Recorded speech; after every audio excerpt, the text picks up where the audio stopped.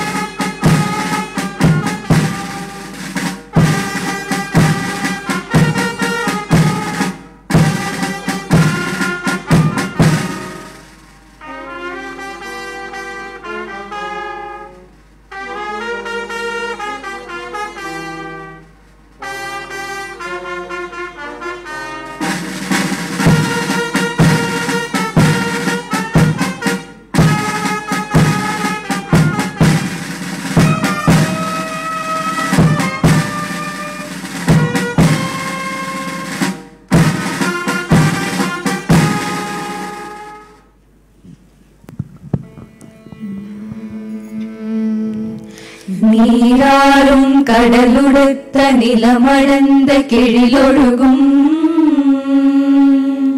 சீராறும் வதனமென திகழ்பரத கண்டமிதில் தெக்கணமும் மதி சிறந்த திராவிடனல் திருநாடும் தக்க சிறு பிறை நுதலும் தரித்தனரும் திலகமுமே அத்திலக வாசனை போல் அனைத்துலகும் இன்பமுற எத்திசையும் புகழ் மணக்க இருந்த பெரும் தமிழனங்கே தமிழனங்கே உன் சீரிலமை திறம் வியந்த செயல் மறந்து வாழ்த்துதுமே வாழ்த்துதுமே வாழ்த்துதுமே.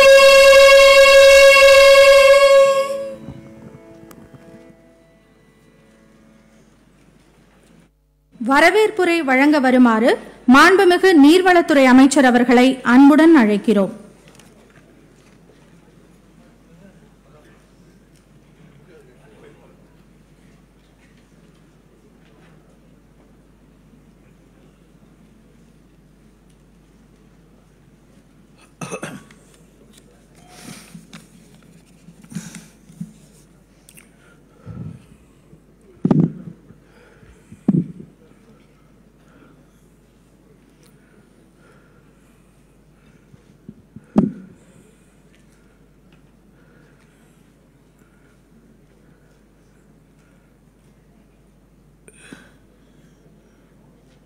நம்முடைய உயிரினும் மேலான தலைவர் தமிழகத்தை தலை நிமிர்த்தியவர், திராவிட இயக்கத்தை 50 ஆண்டு காலம் தன் தோளிலே சுமந்தவர், அந்த மாபெரும் தலைவருடைய சிலையை திறக்கின்ற இந்த விழாவின் தலைவர் போற்றுவதற்கும் நம்முடைய பாராட்டுவதற்கும் உரிய தமிழகத்து முதல்வர், கலைஞரை ஒத்த செயல் வீரர் நம்முடைய தளபதியார் அவர்களே,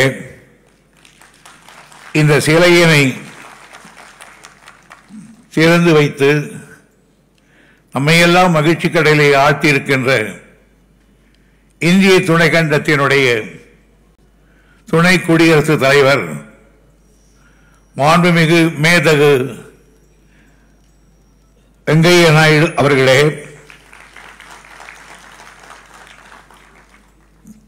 தமிழக அரசினுடைய தலைமைச் செயலர் திரு இறையன்பு IAS அவர்களே, இந்த விழாவில் வந்து கலந்து கொண்டு கௌரவித்திருக்கின்ற பல்வேறு இயக்கத்தினுடைய தலைவர் பெருமக்களே, மத்திய மாநிலத்திலும் முன்னாள் இந்நாள் அமைச்சர் பெருமக்களே, சட்டமன்றத்தில் முன்னாள் இந்நாள் பாராளுமன்றத்தினுடைய உறுப்பினர்களே, திரைப்படத்தினுடைய துறையை சார்ந்த அன்பு ஆர்வலர்களே, பல்வேறு தமிழ் சங்கங்களுடைய சார்பிலே குழுமி இருக்கின்ற பெரியவர்களே மற்றும் வந்திருக்கிற அனைவருக்கும் முதற்க என்னுடைய நன்றியையும் வணக்கத்தையும் நான் தெரிவித்துக் கொள்கிறேன். இன்றைக்கு நம்மை பொறுத்தவரையில் ஒரு பெருநாள், சிறந்த நாள், ஒரு பக்கத்திலே மகிழ்ச்சி நாள், ஒரு பக்கத்திலே தலைவருடைய சிலையை பார்த்த பொழுது நெஞ்சம் உருகிவிட்டது. காரணம், நம்முடைய நேரிலே பேசுவதைப் போலவே அந்த சிலை அமைக்கப்பட்டிருக்கிறது. அதை பார்த்து கண்ணீர் விடாமல் வெளியே வர முடியவில்லை. இத்தகைய நிலையை உருவாக்கி தந்தவர் நம்முடைய தலைவர் தளபதியார் அவர்கள்தான். அவர்தான் அந்த இடத்தை தேர்ந்தெடுத்தார். அந்த இடம் ஒரு காலத்திலே சாதாரணமான இடமாக காட்சி அளித்தது. அதை எடுத்து தமிழக தலைமைச் செயலகமாக சட்டப்பேரவை நடக்கின்ற இடமாக மாற்றி ஒரு மகத்தான கட்டிடத்தை எழுப்பியவர் தலைவர் கலைஞர் அவர்கள். எழுப்பியவர் என்பதல்ல, ஒவ்வொரு நாளும் காலையிலும் மாலையிலும் அந்த இடத்துக்கு வந்து ஒவ்வொரு செங்கல்லாக பார்த்து பார்த்து அடுக்கிவிட்டு எழுப்பியவர். அந்த நிலையிலே நான் அப்போதுதான் இந்த பொதுப்பணித்துறை அமைச்சராக இருந்தவன். கட்டுகிற வேலை எனக்கு. ஆனால் யோசனை சொல்லி அதை அழகுபடுத்தியவர் தலைவர் அவர்கள்தான். ஆனால் அவர் கனவு நனவாகி வந்த நேரத்தில் அதை மீண்டும் ஒரு மாயைக்கு கொண்டு போய் விட்டார்கள். ஆனாலும் முடியாததை முறித்து காட்டுவதில் தலைவருக்கு நிகர் தலைவர் தான். நம்முடைய தலைவர் தளபதிக்கு நிகர் தளபதி தான். அந்த இடத்தை அவர் சொன்னார் என்னிடத்தில், இந்த இடத்திலே தான் என்று. அசந்து போய்விட்டேன். அப்பனுக்கு தப்பாமல் பிறந்திருக்கிறாயே, எங்கே வைக்க வேண்டும், ஏன் வைக்க வேண்டும், எதற்கு வைக்க வேண்டும், இந்த சிலை அங்கே இருந்தால் எப்படிப்பட்ட பேச்சு வரும் என்பதையெல்லாம் நினைத்து அதை அந்த இடத்தை செலக்ட் பண்ணார் நம்முடைய தலைவர் தளபதி அவர்கள். தளபதி அவர்களே, உங்களோட நாங்கள் மூசவர்களாக இருக்கலாம், ஆனால் உங்கள் அறிவு திறமையின் முன்னால் நாங்கள் இளையவர்கள், நீர் பெரியவர். நான் பார்த்தேன். அது மட்டும் இல்லை, அந்த சிலையை அந்த இடத்துல நெருங்கி காட்டியிருக்கிறார். அதுவும் எப்படி, மாண்புமிகு இந்திய குடியரசு துணைத் தலைவர் அவர்களே, எப்படிப்பட்ட இடம் தெரியுங்களா? நேரு சிலை, அது அடுத்து பெரியார் சிலை, அது அடுத்து கலைஞர் சிலை, முதல் நேரு சிலை திறந்தது காமராஜர், பெருந்தலைவர் காமராஜருடைய சிலை, அதை திறந்தது பண்டிதர் ஜவஹர்லால் நேரு. அடுத்து பெரியார் சிலை, அதை திறந்தது எங்கள் தலைவர் கலைஞர். அடுத்து அண்ணா சிலை ஒரே வரிசையில், அதை திறந்தது ஜஸ்டிஸ் பார்ட்டியினுடைய தலைவர்களில் ஒருவர் சர்ரெட்டி ராமசாமி முறையார் அவர்கள்.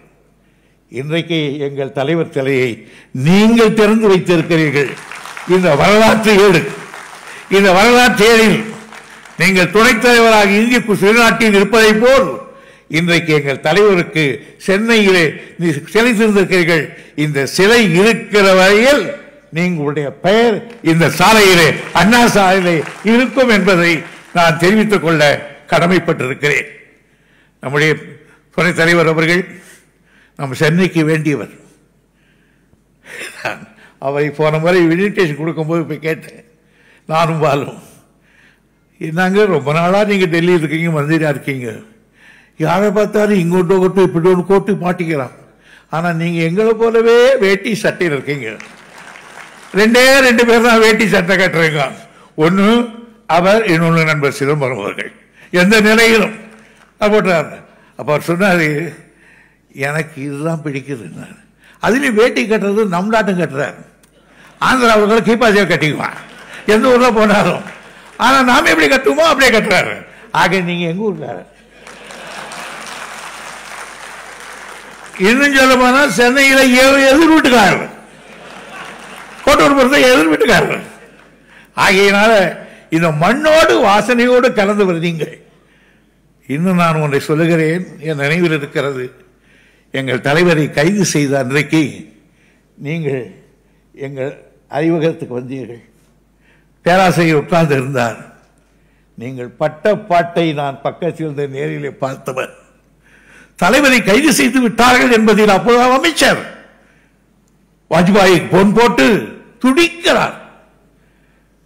அந்த துடிப்பு தான் இன்றைக்கு அவர் சிலையை திறப்பதற்கு தங்களுக்கு ஒரு வாய்ப்பு கிடைத்திருக்கிறது. ஆகையினால் நீங்கள் வந்து திறந்ததிலே எங்களுக்கு மகிழ்ச்சி, பெருமை. அதே போன்று நான் ஒன்றை இந்த நேரத்தை சொல்லியாக வேண்டும். இந்த சிலையை பார்த்த பிறகும், இதனுடைய அமைப்புகளை வேலைகளை பார்த்த பிறகும், இதனுடைய வெற்றிக்கு ஒரே ஒரு ஆள் தலைவர் யோசனை சொன்னார். ஆனால் அதை அற்புதமாக செய்தவர் என் நண்பர் ஏவா வேடுவர்கள். நான் பாராட்டாமல் இருக்க முடியாது. பாராட்ட வேண்டிய நேரத்தில் பாராட்டுவதுதான் பண்பு. அசந்து போய்விட்டேன்.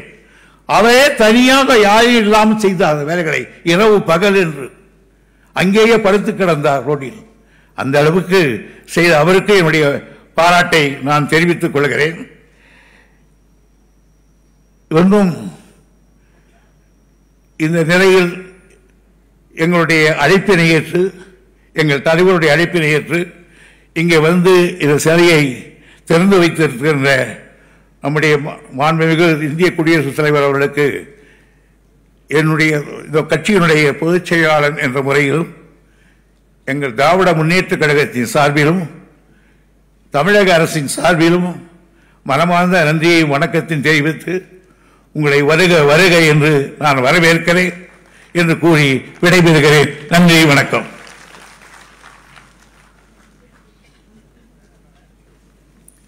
வரவேற்புரை வழங்கிய மாண்புமிகு நீர்வளத்துறை அமைச்சர் அவர்களுக்கு எங்கள் பணிவான நன்றிகள். தற்போது மாண்புமிகு குடியரசு துணைத் தலைவர் அவர்களுக்கு மாண்புமிகு தமிழ்நாடு முதலமைச்சர் அவர்கள் நினைவு பரிசு வழங்கி கௌரவிப்பார்கள். We now request the Honorable Chief Minister of Tamil Nadu to felicitate our chief guest, the Honorable Vice President of India.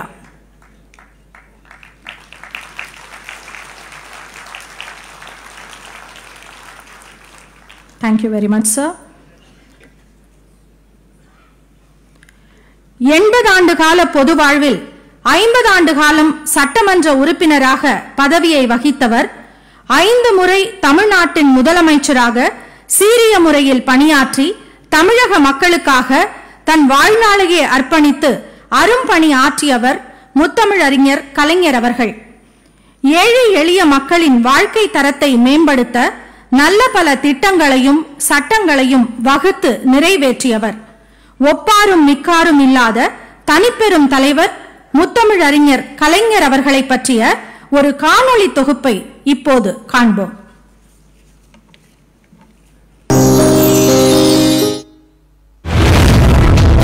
உள்ளத்தில் அழியாத ஓவியமாக நினைத்துவிட்ட என் உயிரின் மேலான உடன்பிறப்புகள் அனைவருக்கும் வணக்கம்.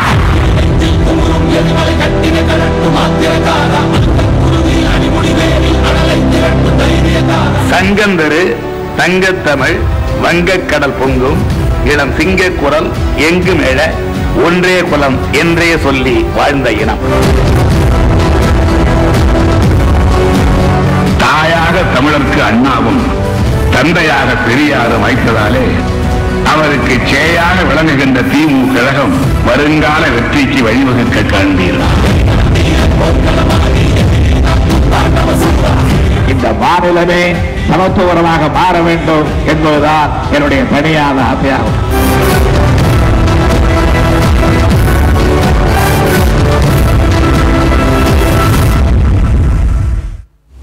நவீன தமிழ்நாட்டின் சிற்பி கலைஞர். கலைஞர் என்பது வெறும் பெயர் அல்ல, தமிழ்நாட்டின் அடையாளம். தமிழர்களின் உணர்வுகளில், உள்ளங்களில், அவர்தம் இல்லங்களில் நீக்கமர நிறைந்திருக்கிறது அவர் பெயர். இந்த மண்ணில் வாழும் ஒவ்வொரு மனிதனின் வாழ்க்கையிலும் தாக்கத்தை ஏற்படுத்தி இருக்கிறார் கலைஞர். சமத்துவமான கண்ணியமான வாழ்க்கை குறித்த தொலைநோக்கு பார்வையும் தமிழ்நாட்டின் எதிர்காலம் குறித்த ஒரு மாபெரும் கனவும் அவருக்கு இருந்தது. தன் சிந்தனையால், நிர்வாக திறனால், எளிய மனிதர்களின் மீதான அக்கறையால், மானுட பற்று நிறைந்த கொள்கை உறுதியால், தீட்டிய திட்டங்களால் தமிழ்நாட்டின் முகத்தையே மாற்றி அமைத்த தலைவர் கலைஞர். அந்நாள் தொட்டு இந்நாள் வரை பதப்படுத்தப்பட்ட நிலம் இது. பக்குவமடைந்த பூமி. அது திராவிட இயக்கம் திரட்டிய செல்வம். நெல் விதைத்தால் தவறி இங்கு புல் விளையாது. கல்வி வேலை வாய்ப்புகளில் சமூக அடிப்படையே தேவை என்றும் நல்லதோர் இடஒதுக்கீடே நம் இயக்க முழக்கமாகும். தந்தை பெரியாரின் மாணவன், அறிஞர் அண்ணாவின் தம்பியான கலைஞர் தமிழ்நாட்டின் முதலமைச்சராக முதல் முறை பதவியேற்ற போதே சமூக நீதிக்கான விதையை ஆழ ஊன்றி வைத்தார். ஆம், அதுவரை வழக்கத்தில் இருந்த மனிதனை மனிதனே இழுத்துச் செல்லும் கைரிக்ஷா முறைக்கும் முடிவு கட்டினார் கலைஞர்.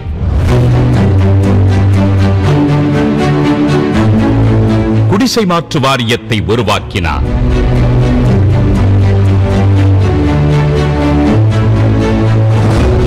சமூக நீதியில் தணியாத தாகம் கொண்ட கலைஞர் மிகவும் பிற்படுத்தப்பட்டோர் பிரிவை உருவாக்கியதோடு இஸ்லாமியர்களுக்கும் அருந்ததியர்களுக்கும் தனி ஒதுக்கீட்டை லட்சக்கணக்கான மக்களின் வாழ்வில் ஒளியேற்றினார்.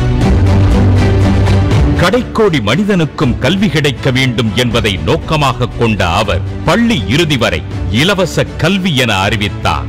மாணவர்களுக்கு இலவச பஸ் பாஸ் வழங்கி கிராமப்புற மாணவர்களை மேற்படிப்புக்கு செல்ல ஊக்குவித்தது தமிழ்நாட்டின் கல்வி வரலாற்றில் தவிர்க்க முடியாத பக்கம். மாவட்டத்துக்கு ஒரு மருத்துவக் கல்லூரி, வேளாண் பல்கலைக்கழகம் முதல் ஏராளமான உயர்கல்வி நிறுவனங்கள் அமைத்து அறிவு பாதை அமைத்து கொடுத்தவரும் அவரே. முதல் தலைமுறையாக உயர்கல்வியில் சேர துடிக்கும் எளிய குடும்பத்து பிள்ளைகளின் கனவுகளை பறிக்கும் அநீதிதான் நுழைவுத் தேர்வு என்பதை தெளிவாக உணர்ந்திருந்தார் கலைஞர். சட்டம் இயற்றி நுழைவுத் தேர்வை நீக்கி கிராமப்புற ஏழை எளிய மாணவர்களுக்கு உயர்கல்விக்கான கதவுகளை திறந்துவிட்ட பெருமை கலைஞரையே சேரும். தமிழ்நாட்டில் தனியாரிடம் இருந்த பேருந்து போக்குவரத்தை நாட்டுடைமையாக்கி தமிழ்நாடு அரசு போக்குவரத்து கழகத்தை உருவாக்கி குக்கிராமங்களுக்கும் பேருந்து வசதியை சாத்தியமாக்க விதை போட்டவரும் கலைஞர்தான். மினி பஸ்களும் அவர் ஆட்சியில் விளைந்த நன்மைதான். பசித்த வயிறோடு ஒரு மனிதன் உறங்கச் செல்லக்கூடாது, அனைவருக்கும் உணவளித்துவிட வேண்டும் என்ற தாகத்தோடு திட்டங்கள் வகுத்து நிறைவேற்றியும் காட்டினார் கலைஞர். தமிழ்நாடு நுகர்பொருள் வாணிபக் கழகம் அவரது கனவில் உருவான நிறுவனம்தான். தமிழ்நாடு முழுவதும் ரேஷன் கடைகளை திறந்து பொது விநியோக திட்டத்தின் வெற்றி அத்தியாயத்தை தொடங்கி வைத்தார். கிலோ அரிசி 2 ரூபாய், அடுத்து வந்த நாட்களில் அரிசி கிலோ 1 ரூபாய், பின்னர் இலவசமாகவும் வழங்கும் நிலைக்கு வழிவகுத்தவர் கலைஞர். சின்னஞ்சிறு கிராமத்திற்கும் மின்சாரம் வழங்கியதோடு மட்டுமன்றி இந்தியாவிலேயே முதல் முறையாக விவசாயிகளுக்கு இலவச மின்சார திட்டத்தை அளித்த பெருமையும் கலைஞருக்கே உண்டு. தமிழ்நாடு முழுவதும் உழவர் சந்தைகளை திறந்து இடைத்தரகர்கள் இன்றி விவசாயிகள் தாங்கள் விளைவித்த உணவுப் பொருட்களை தாங்களே விற்பனை செய்ய வழிகாட்டினார். மகளிர் நலனுக்காக 1989 ஆண்டில் இந்தியாவிலேயே முதல் முறையாக பெண்களுக்கான சொத்துரிமையை சட்ட ரீதியாக உறுதி செய்தார். பெண்களுக்கான சொத்துரிமை அதற்கு 30 ஆண்டுகளுக்கு பிறகே இந்தியா முழுவதும் உச்ச நீதிமன்ற தீர்ப்பால் உறுதியாகியுள்ளது.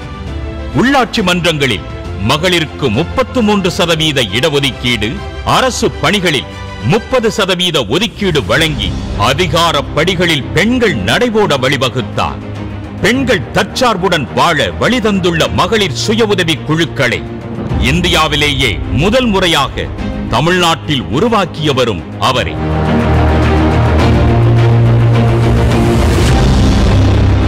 ஒன்றிய அரசால் முத்திரை திட்டமாக விளம்பரப்படுத்தப்படும் உஜ்வாலா திட்டத்திற்கே கலைஞர்தான் முன்னோடி என்பது பலருக்கும் வியப்பாக இருக்கக்கூடும். சமையல் எரிவாயு சிலிண்டர், அடுப்புடன் கூடிய இலவச எரிவாயு இணைப்பு வழங்கும் திட்டத்தையும் 15 ஆண்டுகளுக்கு முன்பே தமிழ்நாட்டில் நடைமுறைப்படுத்தியவர் கலைஞர்.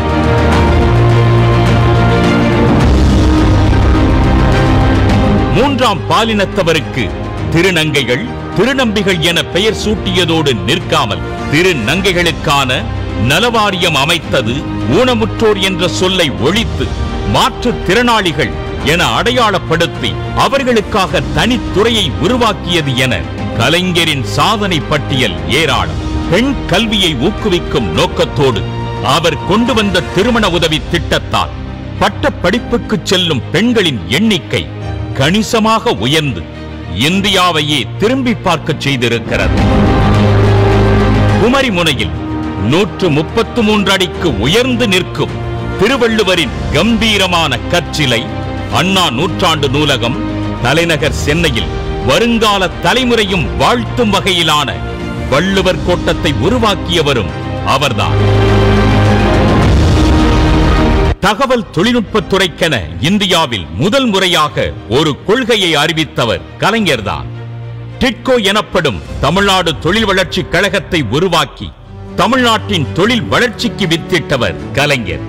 டைடல் பார்க், சிப்காட் தொழில் பூங்காக்களும் உருவாகின. இந்தியாவில் தாராளமயம் அறிமுகமான போது தொழில் நிறுவனங்களின் முதன்மை தேர்வாக தமிழ்நாடுதான் இருந்தது. அந்த அளவுக்கு தமிழ்நாட்டை உருவாக்கி வைத்தவர் கலைஞர். தமிழகத்தின் தொழில் துறையை மேல்நிலைக்கு எடுத்துச் செல்ல ஹூண்டாய், போர்டு கார் தொழிற்சாலைகள், செயின்ட் கோபைன் கண்ணாடி தொழிற்சாலை உள்ளிட்டவை அமைக்கப்பட்டதும் கலைஞர் ஆட்சியில்தான்.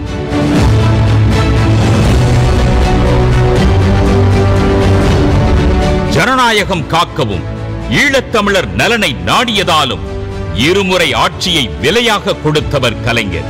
சுதந்திர தினத்தன்று மாநில முதலமைச்சர்கள் தேசிய கொடியை ஏற்றும் உரிமையை பெற்றுத் தந்தவரும் அவர்தான். தந்தை பெரியாரின் இறுதிக் கனவான அனைத்து சாதியினரும் அர்ச்சகராக வழி செய்வதற்கான சட்டத்தை அவரே நிறைவேற்றினார். தாய்மொழியாம் தமிழுக்கு செம்மொழி தகுதியை பெற்றுத் தந்தது என கலைஞர் பதித்த தடங்கள் கணக்கில் அடங்காதது.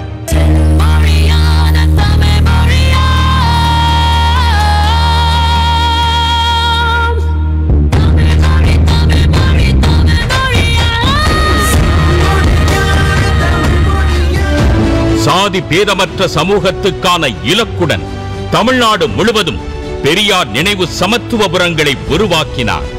இந்தியாவின் வேறு எந்த மாநிலமும் இதுவரை யோசிக்கவே செய்யாத திட்டம் இது. மாவட்டங்கள் மாத்திர சமத்துவபுரங்கள் அல்ல, இந்த மாநிலமே சமத்துவபுரமாக மாற வேண்டும் என்பதுதான் என்னுடைய தனியான ஆசையாகும். அதிகாரம் தனக்களித்த வாய்ப்புகள் அனைத்தையும் தமிழர்களும் தமிழ்நாடும் சுயமரியாதையோடு கம்பீரமாக எழுந்து நிற்பதற்காக பயன்படுத்திய மானமிகு சுயமரியாதைக்காரர்தான் கலைஞர். அரை நூற்றாண்டு கால தமிழ்நாட்டு அரசியலின் தலைப்புச் செய்தியாக மைய புள்ளியாக இருந்த கலைஞர் நவீன தமிழ்நாட்டையே நிர்மாணித்த சிற்பி என இன்றைய தலைமுறையால் போற்றப்படுகிறார். ஆம், நவீன தமிழகத்தின் சிற்பியும் அவர்தான். தமிழ்நாட்டின் தனித்துவமான கம்பீரமான அடையாளமும் அவர்தான். என் உயிரின் மேலான உடன்பிறப்புகள் அனைவருக்கும் வணக்கம்.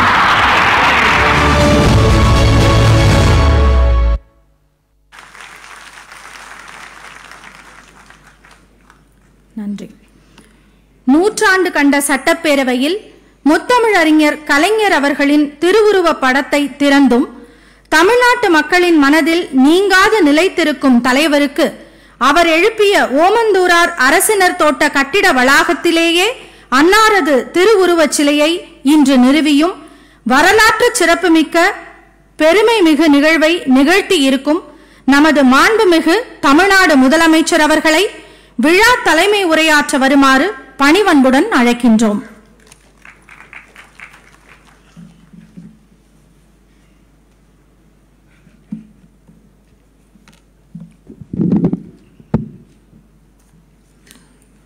அன்புள்ள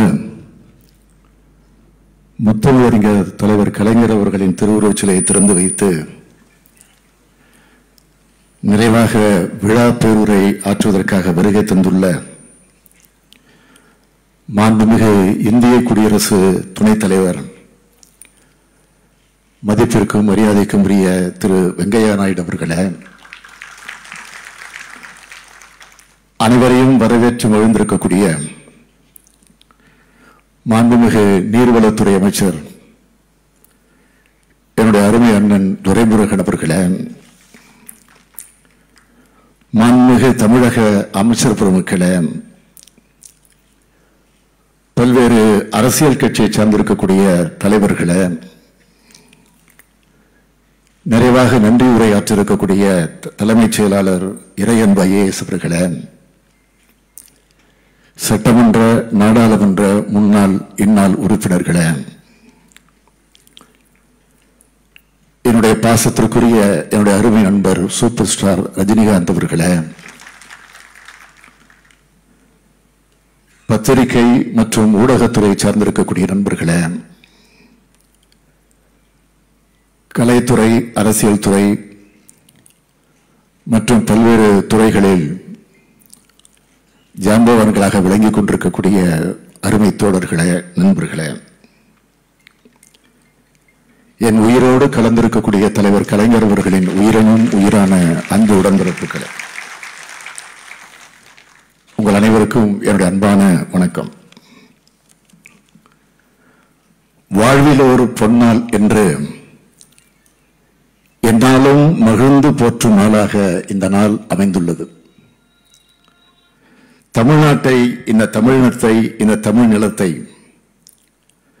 வான் உயரத்துக்கு உயர்த்திய முத்தமிழ் கலைஞர் அவர்களுக்கு நம்முடைய நன்றியின் அடையாளமாக தமிழக தலைவரின் இந்த மாபெரும் சிலை எழுப்பப்பட்டுள்ளது. தமிழ்நாட்டின் நிலையை உயர்த்த பாடுபட்டவர் என்பதால் தான் முத்தமிழறிஞர் கலைஞர்களுக்கு தமிழ்நாடு முழுவதும் சிலை எழுப்பப்பட்டு வருகிறது. இன்று எழுப்பப்பட்டிருக்கக்கூடிய சிலைக்கு இருக்கக்கூடிய சிறப்பு என்னவென்று கேட்டால், தந்தை பெரியாருக்கும் பேரறிஞர் அண்ணாவுக்கும் இடையிலே நம்முடைய முத்தமிழறிஞர் தலைவர் கலைஞருடைய சிலை அமைந்திருக்கிறது. இது மிக மிக பொருத்தமாக அமைந்திருக்கிறது. தந்தை பெரியாரின் ஈரோட்டு பள்ளியிலே படித்தவன், பேரறிஞர் அண்ணாவின் காஞ்சி கல்லூரியிலே பயின்றவன் என்று தன்னை பற்றி கலைஞர் அவர்கள் அடிக்கடி குறிப்பிட்டு காட்டியிருக்கிறார்கள். அதற்கு ஏற்பவே பெரியாருக்கும் அண்ணாவுக்கும் இடையிலே தலைவர் கலைஞருடைய சிலை அமைந்திருக்கிறது. இன்னொரு சிறப்பு என்னவென்று கேட்டால், முத்தமிழறிஞர் தலைவர் கலைஞர் அவர்களால் இந்த ஓமந்தூரார் தோட்டத்திலே உருவாக்கப்பட்டதுதான் இந்த மாபெரும் கட்டடம். தமிழ்நாடு சட்டமன்ற பேரவைக்காக கட்டப்பட்ட கட்டடம் இது. தற்போது மருத்துவமனையாக செயல்பட்டுக் கொண்டிருந்தாலும் அதை கம்பீரமாக கலைஞர் அவர்களின் கனவு கோட்டையாகவே எழுந்து நிற்கிறது. அதுதான் அவரது சிலை எழுப்பப்பட்டிருக்கிறது. சிலையை திறந்து வைத்திருக்கக்கூடிய இந்த நிகழ்ச்சி, இந்த விழா நடக்கக்கூடிய இடம் கலைவாணர் அரங்கமானது. ஒரு காலத்தில் பாலர் அரங்கம் என்று இது இருந்தது. அதனை மிக பிரம்மாண்டமாக கட்டி எழுப்பி கலைவாணர் அரங்கம் என்று பெயர் சூட்டியவரும் நம்முடைய தலைவர் கலைஞர் அவர்கள்தான். இத்தகைய சிறப்புகள் கொண்ட விழாவுக்கு மகிழ வைப்பதைப் போல இந்திய குடியரசினுடைய துணைத் தலைவர் மாண்புமிகு வெங்கையா நாயுடு அவர்கள் வருகை தந்து தலைவர் கலைஞருடைய சிலையை திறந்து வைத்திருக்கிறார்கள். நம்முடைய நட்புக்குரிய இனிய நண்பராகத்தான் மாண்புமிகு இந்திய குடியரசினுடைய துணைத் தலைவர் அவர்கள் எப்பொழுதும் இருந்து வருகிறார். துரைமுருகன் அவர்கள் குறிப்பிட்டு காட்டியதைப் போல 2001ஆம் ஆண்டு தலைவர் கலைஞர் அவர்கள் மிக கொடூரமான முறையிலே அன்றைய ஆட்சியாளர்களால் கைது செய்யப்பட்டப்போ அன்றைக்கு குடியரசுத் தலைவராக இருந்த KR நாராயணன் அவர்களும் பிரதமராக இருந்த வாஜ்பாய் அவர்களும் துடிதுடித்து போனார்கள். அப்போது அன்றைய ஆட்சியாளர்களை கடுமையாக கண்டித்து கடுமையாக விமர்சித்தவர் தான் இங்கே வந்திருக்கக்கூடிய என்னுடைய மாண்புமிகு வெங்கையா நாயுடு அவர்கள். அதே நட்பை இன்று வரையிலே பேணி வரக்கூடியவராக தொடர்ந்து இருக்கிறார். தலைவர் கலைஞருடைய சிலையை திறந்து வைக்க யாரை அழைக்கலாம் என்று நாங்கள் சிந்தித்த நேரத்தில் துணை குடியரசுத் தலைவர்கள் முகம்தான் எங்களுடைய நெஞ்சிலே தோன்றியது. அவரை நேரில் சந்தித்து கேட்ட நேரத்தில் மனப்பூர்வமாக ஒப்புக்கொண்டார். மாண்புமிகு குடியரசு துணைத் தலைவர் திரு வெங்கையா நாயுடு அவர்கள் மிக சிறந்த நாடாளுமன்ற ஜனநாயகவாதி என்று பெயர் எடுத்தவர். மாநிலங்களவையை கொந்தளிப்பான சூழலிலும் திறம்பட கையாண்டவர். எனவேதான் கலைஞர் அவர்கள் சட்டமன்றத்தில் 60 ஆண்டுகள் பணியாற்றியதற்கு எத்தகைய திறமை வேண்டும் என்பது மாண்புமிகு குடியரசு துணைத் தலைவர்களுக்கு தெரியும். இன்று தலைவர் கலைஞரின் சிலையை அவர் திறப்பது மிக மிக மிக மிக சால பொருத்தமாக அமைந்திருக்கிறது. இந்திய நாட்டின் துணை குடியரசுத் தலைவர் என்ற மிக உயர்ந்த பதவியில் இருக்கும் போது நம்முடைய தமிழின தலைவரின் சிலையை திறந்து வைத்திருப்பது இன்னும் பெருமைக்குரிய நிகழ்வாக இது நடந்து கொண்டிருக்கிறது. தமிழ்நாடு சட்டமன்றத்தில் தலைவர் கலைஞர் அவர்கள் திருவுருவப்படத்தை மாண்புமிகு குடியரசுத் தலைவர் ராம்நாத் கோவிந்த் அவர்கள் திறந்து வைத்தார்கள். தலைவர் கலைஞரின் சிலையை குடியரசு துணைத் தலைவராகி நீங்கள் இங்கே வந்து திறந்து வைத்திருக்கிறீர்கள். இந்திய நாட்டின் பிரதமர்களை உருவாக்கியவர் நம்முடைய முத்தமிழறிஞர் கலைஞர் அவர்கள். இந்திய நாட்டினுடைய குடியரசுத் தலைவர் பலரை உருவாக்கியவர் நம்முடைய முத்தமிழறிஞர் கலைஞர் அவர்கள். இந்திய அளவில் நிலையான ஆட்சியை உருவாக்குவதற்கும் துணை நின்றவர் நம்முடைய முத்தமிழறிஞர் கலைஞர் அவர்கள். தமிழ்நாட்டில் 5 முறை முதலமைச்சராக இருந்து இந்த நவீன தமிழகத்தை உருவாக்கியவரும் நம்முடைய தலைவர் கலைஞர் அவர்கள். அத்தகைய மாமனிதருக்குத்தான் சிலை அமைக்கப்பட்டிருக்கிறது. திராவிட முன்னேற்றக் கழகம் முதலாக 1967ஆம் ஆண்டு ஆட்சி அமைத்த நேரத்தில் கலைஞர் சொன்னார், ஏழை குலத்தில் உதித்த ஒரு தமிழன் ஏறுகிறான் அரசு கட்டிலில், இனி ஏழைக்கு வாழ்வு வந்தது என்று தலைப்புச் செய்தியாக முரசொலியிலே தலைவர் கலைஞர் அவர்கள் குறிப்பிட்டு காட்டியிருக்கிறார். பேரறிஞர் பிறந்தகை அறிஞர் அண்ணா அவர்கள் 2 ஆண்டுகள் தான் ஆட்சியில் இருக்கக்கூடிய நிலை இயற்கை நமக்கு அனுமதித்தது. அதன் பிறகு ஆட்சி பொறுப்பை ஏற்ற இந்த இயக்கத்தை தனது இறுதி மூச்சு வர காப்பாற்றியவர் நம்முடைய முத்தமிழறிஞர் தலைவர் கலைஞர் அவர்கள். நம் தலைவர் கலைஞர் அவர்கள் பன்முக திறமை கொண்டவர்.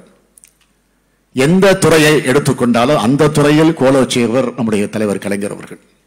இலக்கியமா எத்தனை குறளோவியமும் தொல்காப்பிய பூங்காவும் பொன்னர் சங்கரும் காலத்தால் அழிக்க முடியாத காப்பியங்கள். திரையுலகமா இன்றும் பராசக்தி மனோகரா பூம்புகார் வசனங்கள் நாட்டிலே ஒலித்துக் கொண்டுதான் இருக்கிறது. என்னுடைய பாசமிகு நண்பர் சூப்பர் ஸ்டார் ரஜினிகாந்த் அவர்கள் வருகை தந்திருக்கிறார்கள். அவருக்கு நன்கு தெரியும், நன்கு அறிவார். திரையுலகத்திற்குள் வரக்கூடியவர்கள் கலைஞரின் வசனத்தை பேசி அதில் தங்கள் திறமையை நிரூபித்து உள்ளே நுழைந்தவர்கள் என்பது வரலாறு. அரசியலா ஒரு மாபெரும் அரசியல் கட்சியின் தலைமை பொறுப்பு ஏற்று ஏறக்குறை 50 ஆண்டுகள் அதை ஏற்று வழிநடத்தியவர் ஒரே தலைவர். ஆட்சியா இன்றைக்கு நாம் காணக்கூடிய நவீன தமிழ்நாடு என்பது தலைவர் கலைஞர் அவர்களால் உருவாக்கப்பட்டிருக்கிறது. அதற்கான தொலைநோக்கு பார்வை அவருக்கு இருந்தது. அதற்கான உள்ளார்ந்த அக்கறை அவருக்கு இருந்தது. ஏனென்றால் தமிழ்நாட்டில் அடக்கி ஒடுக்கப்பட்ட மக்களின் விடியலாக அவர் விளங்கினார். அத்தகைய மக்களின் உயர்வுக்காக எழுதினார், அவர்களுக்காக பேசினார், அவர்களுக்காக போராட்டம் நடத்தினார், அவர்களுக்காக சிறையில் இருந்தார். ஆட்சி அதிகாரம் கிடைத்ததும் அவர்களுக்காக திட்டங்களை தீட்டினார். அந்த திட்டங்களால் உருவானதுதான் இந்த தமிழ்நாடு. அதனால்தான் அவரை ஃபாதர் ஆஃப் மாடர்ன் தமிழ்நாடு, நவீன தமிழ்நாட்டின் தந்தை என்று இன்றைக்கும் புகழ்ந்து கொண்டிருக்கிறோம். அவர் உருவாக்கிய கல்லூரிகளில் படித்தவர்கள், அவரால் வேலைவாய்ப்பு பெற்றவர்கள், அவர் காப்பாற்றி கொடுத்த சமூக நிதியால் உயர்வு பெற்றவர்கள், இலவச மின்சார திட்டத்தால் மண்ணை செழிக்க வைத்திருக்கக்கூடிய உழவர் பெருமக்கள், சிப்காட் சிட்கோ தொழில் வளாகங்களால் வேலைவாய்ப்பை பெற்றோர், குடிசை மாற்று வாரியத்தால் வீடுகளை பெற்றோர், நிலங்களை பெற்ற ஏழை எளியவர்கள், மருத்துவ காப்பீட்டு திட்டத்தால் நல்வாழ்வு பெற்றவர்கள், மகளிருக்கு சொத்துரிமை தரப்பட்டதால் சொத்துக்கள் பெற்ற மகளிர்கள், சுய உதவி குழுக்களால் வாழ்க்கை தரம் உயர்ந்த மகளிர்கள், பல்லாயிரக்கணக்கான நெசவாளர்கள், லட்சக்கணக்கான அரசு ஊழியர்கள் என தாய் திருநாட்டில் திரும்பிய பக்கமெல்லாம் நலத்திட்டங்கள் மூலமாக கோடிக்கணக்கானவர்களுக்கு பயனளித்த வான்போற்றும் வள்ளல் தான் நம்முடைய தலைவர் கலைஞர் அவர்கள். தமிழ்நாட்டின் ஒவ்வொருவரும் அவரால் பயன்பெற்றவராக, அவர் தீட்டிய திட்டங்களால் பயன்பெற்றவராகத்தான் இருப்பார்கள். அந்த வகையில் அனைத்து மக்களின் தலைவராக இருந்தவருக்குத்தான் இன்றைய நாள் சிலை அமைக்கப்பட்டிருக்கிறது. தமிழ் சமுதாயத்திற்காக உழைத்த எத்தனையோ பெருமக்களுக்கு சிலைகள், நினைவகங்கள், மணிமண்டபங்கள் அமைத்தவர் தலைவர் கலைஞர் அவர்கள். அவருக்கு எத்தனை சிலை அமைத்தாலும் ஈடாகாது. அண்ணா சாலையில் பெரியாருக்கும் அண்ணாவுக்கும் மத்தியில் அமைந்திருக்கும் இந்த சிலை ஈடு இணையில்லாதது. இதே அண்ணா சாலையில் தந்தை பெரியாருடைய விருப்பப்படி திராவிடர் கழகத்தால் முத்தமிழறிஞர் கலைஞர் அவர்களுக்கு சிலை வைக்கப்பட்டது. ஆனால் அது சிலரால் கடப்பாறையை கொண்டு இடிக்கப்பட்டது. அப்போதும் கலைஞர்களுக்கு கோபம் வரல, கவிதை தான் வந்துச்சு. எழுதினார். என்ன கவிதைன்னு கேட்டீங்கன்னா, உடன்பிறப்பே, செயல்பட விட்டோர் சிரித்து மகிழ்ந்து நின்றாலும் அந்த சின்ன தம்பி என் முதுகலை குத்தல, நெஞ்சிலே தான் குத்துகிறான், அதனால் நான் நிம்மதி, வாழ்க வாழ்க என்று எழுதி காட்டியிருக்கிறார். அதே தலைவர் கலைஞர் கோடிக்கணக்கான தமிழ் மக்களின் நெஞ்சங்களில் என்றைக்கும் வாழ்ந்து கொண்டேதான் இருப்பார். அப்படி வாழப்போகக்கூடிய தலைவரின் தலைமை தொண்டன் முத்துவேல் கருணாநிதி ஸ்டாலின் சொல்லக்கூடிய முழக்கம் என்னன்னு கேட்டீங்கன்னா, வாழ்க வாழ்க வாழ்கவே தலைவர் கலைஞர் புகழ் வாழ்கவே. நன்றி கூறி விடைபெறுகிறேன். நன்றி, வணக்கம்.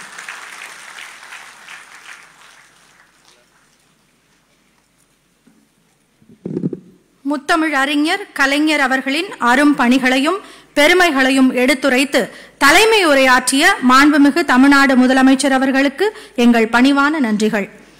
We now request our esteemed chief guest, the Honorable Vice President of India, to deliver the special address. முத்தமிழறிஞர் டாக்டர் கலைஞர் அவர்களின் சிலையினை திறந்து வைத்த நமது இந்திய திருநாட்டின் மாண்புமிகு குடியரசு துணைத் தலைவர் அவர்கள் தற்போது விழா பேருரை ஆற்றுவார்கள்.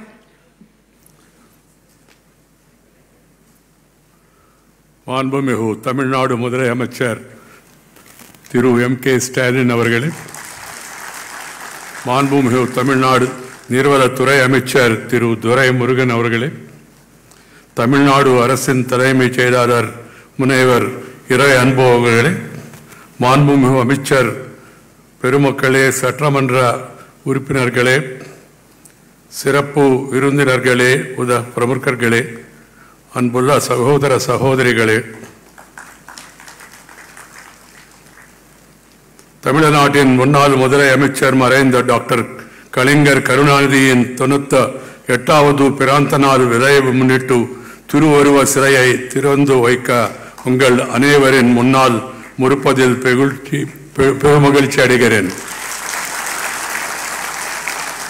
நிச்சயமாக இந்தியாவின் மிகவும் ஆற்றல் வாய்ந்த முதல் வர்க்கத்தில் ஒருவர். Friends, brothers and sisters, I feel really happy to be here today amidst you all and also have the privilege of unveiling the statue of great son of India, of this great country. When the Chief Minister told me that I should come and unveil this statue, I have no hesitation to accept it immediately. I feel that Thiru Kalaignar Karunanidhi is one of the able administrator who has given a stable government and also worked for the welfare of the downtrodden, taking care of the suppressed and oppressed and depressed people and giving social justice to various sections was his specialty. I could watch him from my student days. I am a neighbor, Nellore.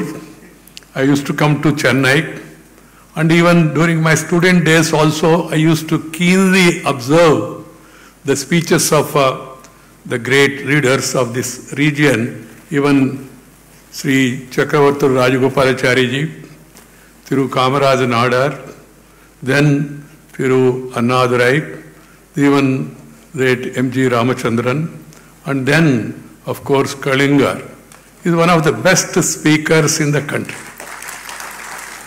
Clarity of vision, thought,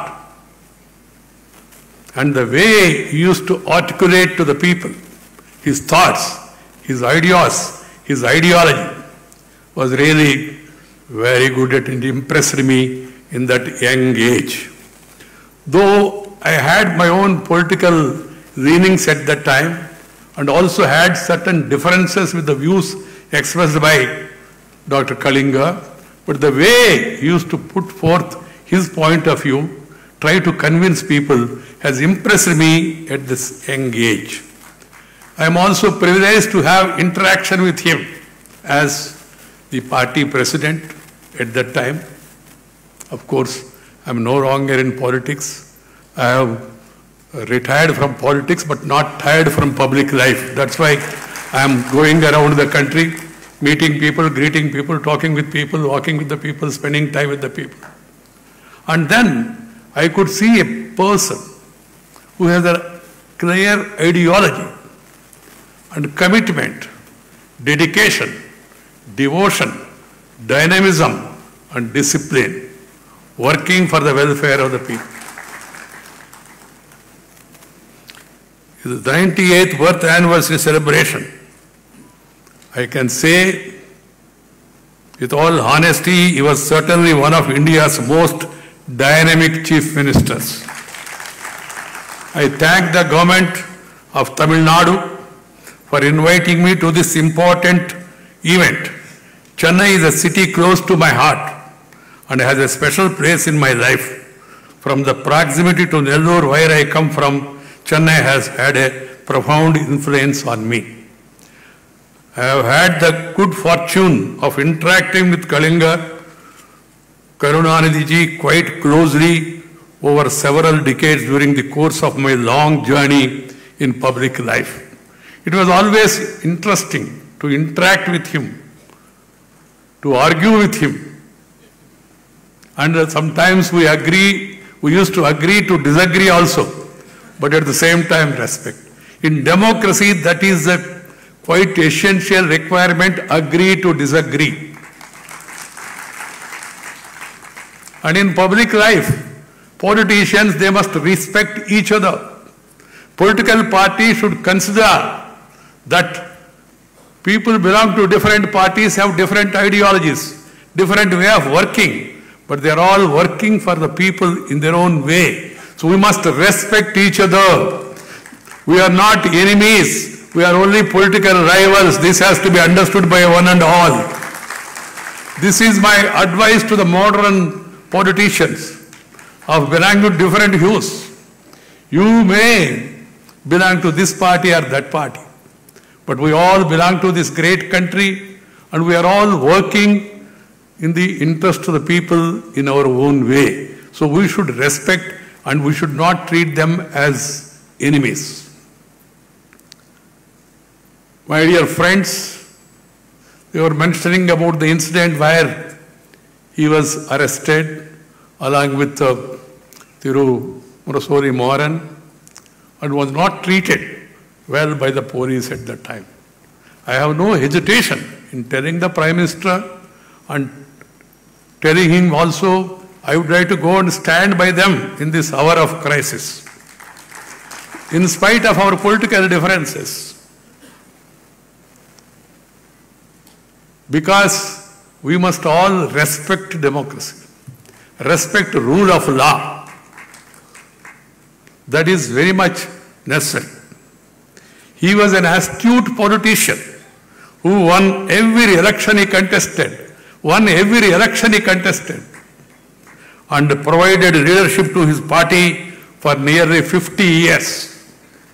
As the Tirukkural says, Salalvallan Sorvilan Anjan Avanai Ihalvellal Arkum Aridu.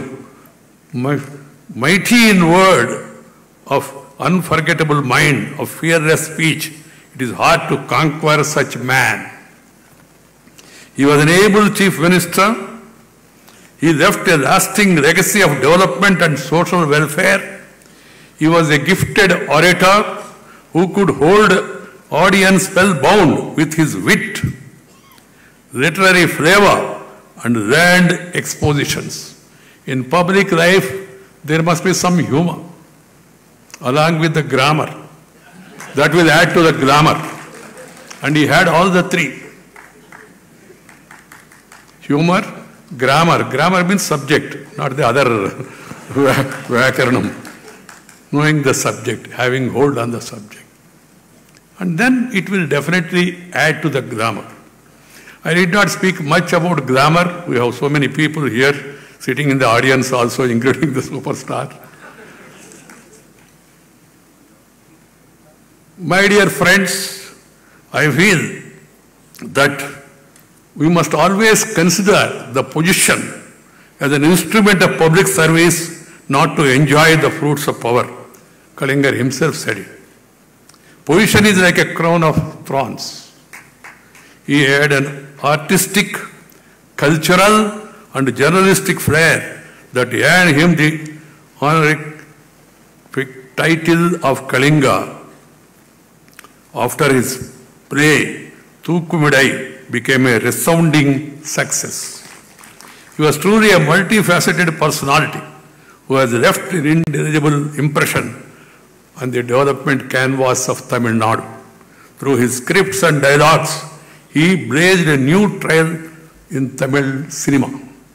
As an insightful commentator on current affairs and political analyst, Kalingar wielded a powerful pen, writing extensively in Murasoli, the party's publication he founded.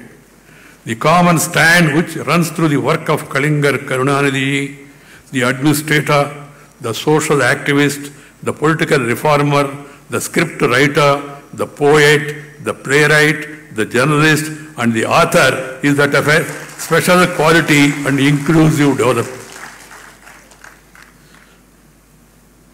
My dear brothers and sisters, we are quite fortunate that after our independence in 1947, we have had in our country a series of illustrious prime ministers and chief ministers who have shaped the developmental trajectory of our great nation. They have made tremendous efforts in their own way, in their respective states, union territories, and at the union government level to respond to people's aspirations, design policies, create programs, build institutions. These consistent efforts have taken our country forward, guided by the enlightened pathway shown by the constitutional makers. These leaders at various levels have tried to give meaning to the words in our constitution. Bearing few aberrations, they have helped India shape into a vibrant, progressive democracy upholding the vision contained in the preamble of the constitution.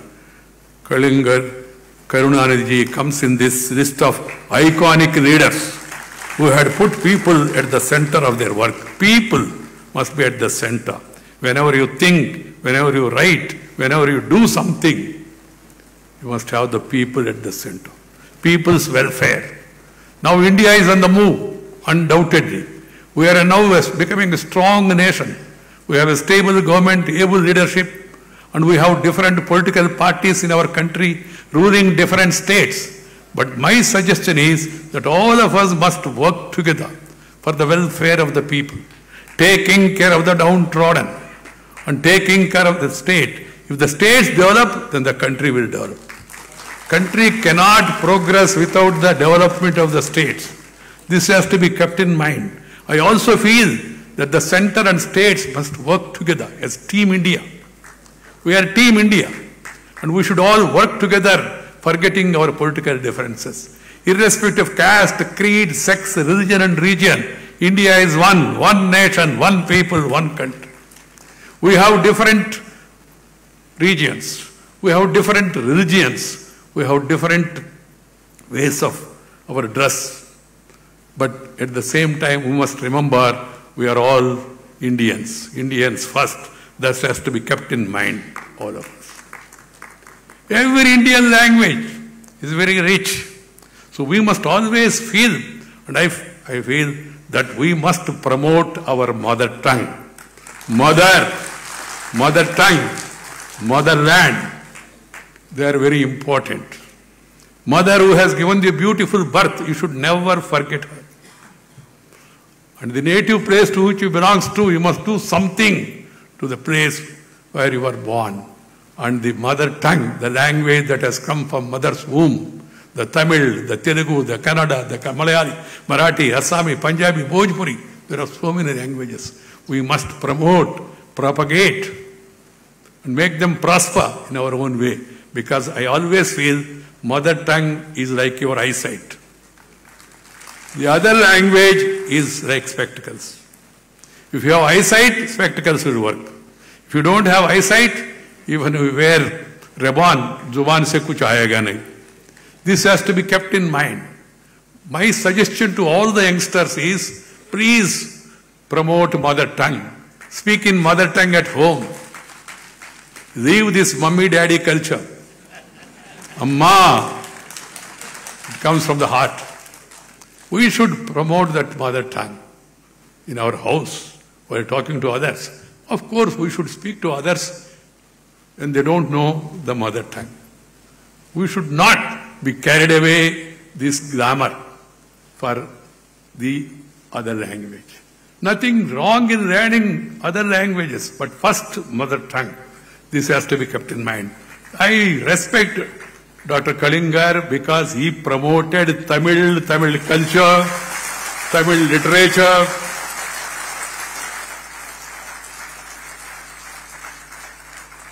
And every person in public life must do it. Wherever I go, you're talking about my dress. I like the dress, I wear it. When I became vice president, some media people came to me and asked me, sir, now you have become vice president. I said, yes. Then they said, sir, you have become vice president. I said, yes, yeah. Tell me what you want. They were hesitating to ask me. I said, come on. They said, sir, what about the dress? I understood. I told them in my own way, no change of dress, only change of address will be there, that's all. And wherever I go, even to international conferences, I wear this dress. And people appreciate this. Except when the season is not good.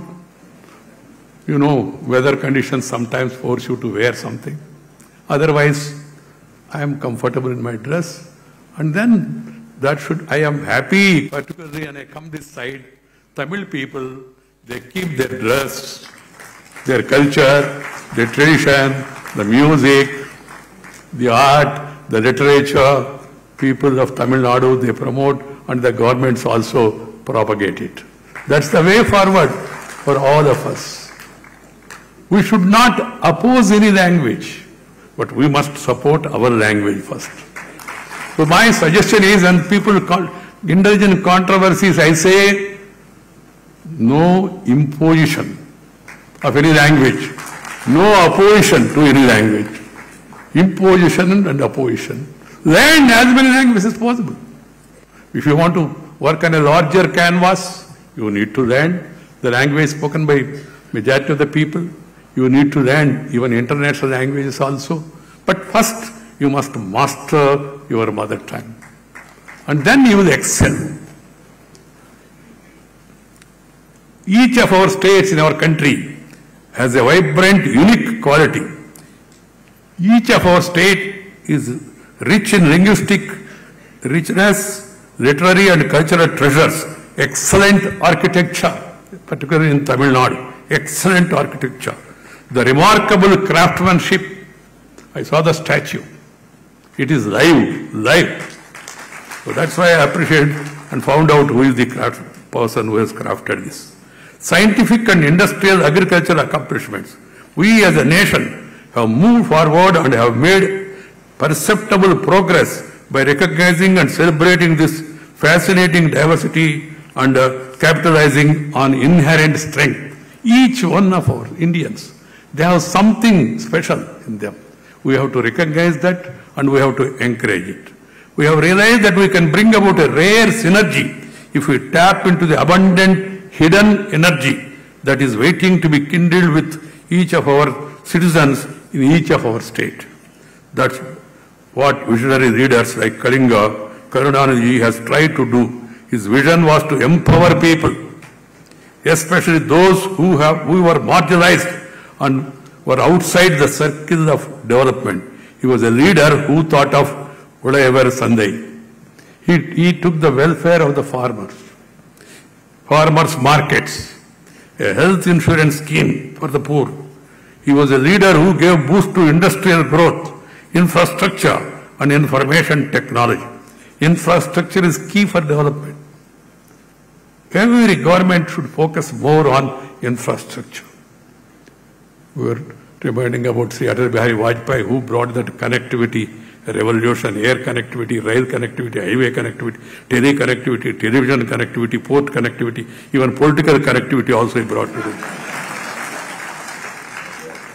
He worked with both the parties in Tamil Nadu, DMK as well as ADM. That was the rare quality of a leader.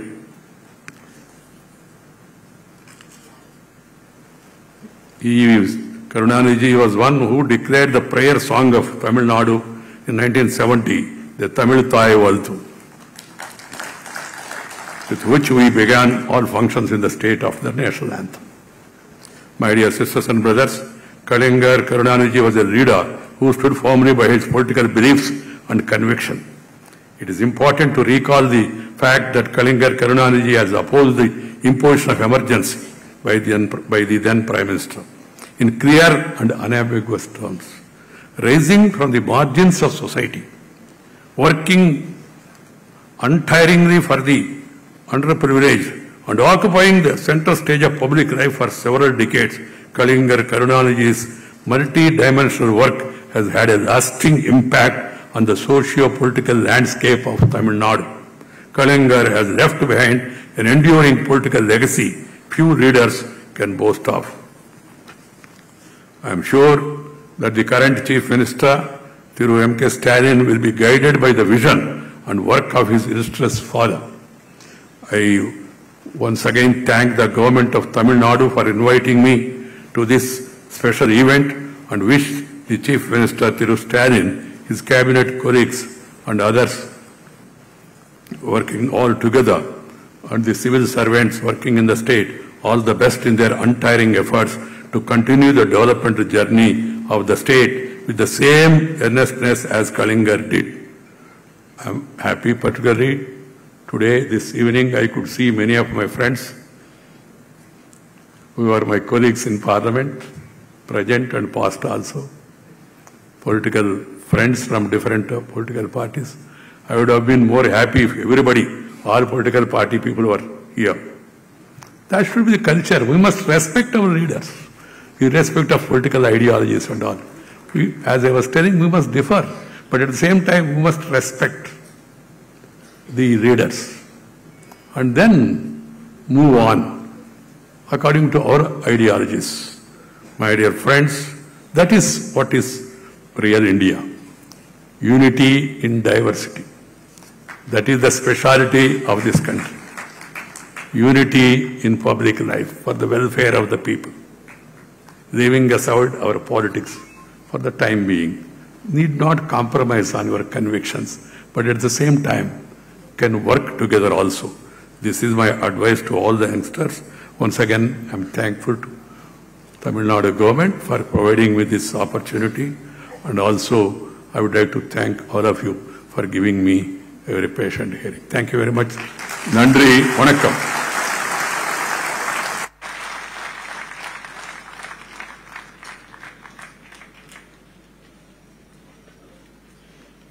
Thank you very much, sir, for your invaluable address.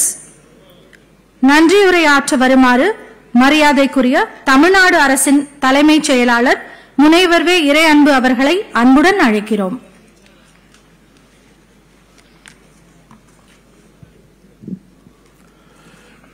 Respected Chief Guest, the Honorable Vice President of India, Honorable Chief Minister, Honorable Minister for Water Resources Development, Honorable Speaker, Honorable Cabinet Ministers of Tamil Nadu, dignitaries from various political movements, respected members of Parliament and State Legislature, Honorable Judges of the High Court of Madras, celebrities from the cine world, representatives of local bodies, important dignitaries and government officials, friends from the media, ladies and gentlemen, I consider it a privilege to have been asked to propose vote of thanks on this memorable occasion. I thank the Honorable Vice President for gracing this occasion and unveiling the statue of Mutthamazhinjar Kalaignar, who for over 5 decades strode like a colossus in Indian political landscape. It is only befitting that another scholar extraordinaire with great intellectual profundity and impressive eloquence, and who is famed for his wit and wisdom, instantaneous metaphors and scintillating similes, should be the chief guest on this occasion to honor Mutthamazhinjar Kalaignar, who possessed or rather epitomized these very qualities in abundant measure. The Honorable Vice President's electrifying speech today will remain etched in our memory for a long time. Oh, what a magnificent moment. ஒரு நாட்டின் முன்னேற்றம் அடுத்த நாட்டை வெற்றி கொள்வதில் இருக்கிறது. அது குண்டு வெடிப்புகளால் அல்ல, கண்டுபிடிப்புகளால். அழிவை உருவாக்குவதில் அல்ல, அறிவை உருவாக்குவதில். அந்நிய மண்ணை சிதைப்பதில் அல்ல, தாய் மண்ணை செதுக்குவதில். மாண்புமிகு இந்திய நாட்டின் துணை குடியரசுத் தலைவர் அவர்களே, இன்று தமிழகத்தை தன்னுடைய அரும் பணிகளாலும் கடும் உழைப்பாலும் பல்வேறு விதங்களில் செதுக்கி எண்ணற்ற நிறுவனங்களையும் அமைப்புகளும் உருவாக்கிய கலைஞர் அவர்களின் சிலையை திறந்து வைத்திருக்கிறீர்கள். அதற்காக தமிழ்நாடு அரசின் மனமார்ந்த நன்றிகளை தெரிவித்துக் கொள்கிறேன். விண்ணை தொடுகிற கனவுகளை வைத்திருந்தாலும் மண்ணில் கால் பதித்து அவற்றை சாத்தியமாக்க முயன்ற முன்னாள் முதல்வரின் திருவுருவச் சிலையை திறந்து வைத்திருக்கிறீர்கள். அதற்காக மகத்தான நன்றியை தெரிவித்துக் கொள்கிறேன். I thank the Honorable Chief Minister for presiding over this function and recapitulating the great contribution of Kalaignar and making his presidential address a fitting tribute to be ever cherished by the participants. இந்த விழாவிற்கு தலைமையேற்று அரியதொரு தலைமை உரையை நிலைத்து நிற்குமாறு வழங்கிய மாண்புமிகு முதலமைச்சர் அவர்களுக்கு என்னுடைய மனமார்ந்த நன்றிகளை தெரிவித்துக் கொள்கிறேன். விழாவில் வரவேற்புரை நல்கி நம்மை கடந்த காலத்திற்கு கடத்தி சென்ற மாண்புமிகு நீர்வளத்துறை அமைச்சர் அவர்களுக்கு என் உளமார்ந்த நன்றிகள். இந்த விழாவில் கலந்து கொண்ட மாண்புமிகு அமைச்சர் பெருமக்களுக்கும் நாடாளுமன்ற சட்டமன்ற உறுப்பினர் அவர்களுக்கும் சபாநாயகர் அவர்களுக்கும் உள்ளாட்சி அமைப்புகளின் பிரதிநிதிகளுக்கும் திரைத்துறையை சார்ந்த கலைஞர்களுக்கும் இதிலே பங்கெடுத்து பணியாற்றிய அரசு துறை அலுவலர்களுக்கும் பொதுமக்களுக்கும் என்னுடைய நன்றிகள் உரித்தாகுக. இந்த விழாவில் இச்சிலையை உருவாக்குவதற்கு உழைப்பை சிந்தி சிறந்ததொரு சிலையை சீருடன் வடிவமைத்த சிற்பி அவர்களுக்கும் பொறுப்புடன் பணியாற்றிய பொதுப்பணித்துறைக்கும் என்னுடைய நன்றிகளை தெரிவித்துக் கொள்கிறேன். இங்கே நடப்பவற்றை உன்னிப்பாக பதிவு செய்த காட்சி ஊடகம், அச்சு ஊடகம் என அனைத்து ஊடக பிரிவுகளையும் சார்ந்த அத்தனை பேருக்கும் என்னுடைய நன்றிகளை நான் தெரிவித்துக் கொள்கிறேன். இந்த விழா சீரும் சிறப்புமாக நடக்க உழைத்த அனைத்து உள்ளங்களுக்கும் என் நன்றியை தெரிவித்து விடைபெறுகிறேன். வணக்கம்.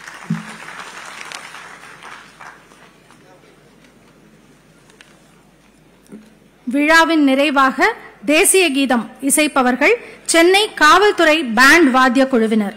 We request you all to rise for the national anthem.